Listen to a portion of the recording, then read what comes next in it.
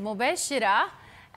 كان هناك استقبال حاشد للمنتخب المغربي، والآن توجه إلى القصر الملكي، والعاهل المغربي يستقبل أعضاء الفريق، ولابد أنه يحييهم فردا فردا. واللافت والجميل والمؤثر جدا جدا أن كل لاعب معه والدته كما نشاهد. جميل هذا الشيء، يعني أعضاء منتخب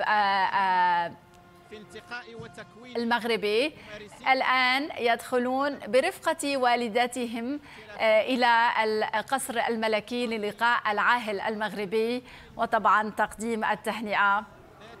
من الجميل لاحظ جهود المرأة والأمهات في تربية هكذا نجوم.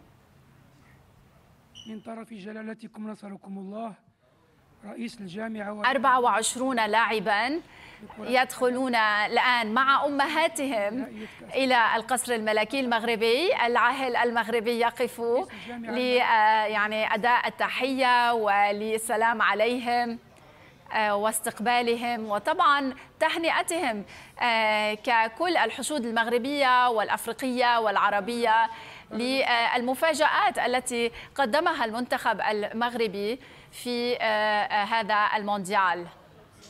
يتم تقليد أعتقد أنه مدرب الفريق أو أحد إداري الفريق، وكل لاعب 24 لاعبا دخل برفقة والدته. هذا المدرب، هذا مدرب المنتخب المغربي. فعلا مشاهد مؤثرة.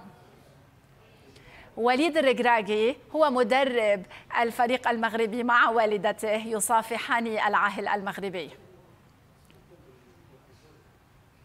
وطبعا يتم تقليد المدرب في هذه اللحظات.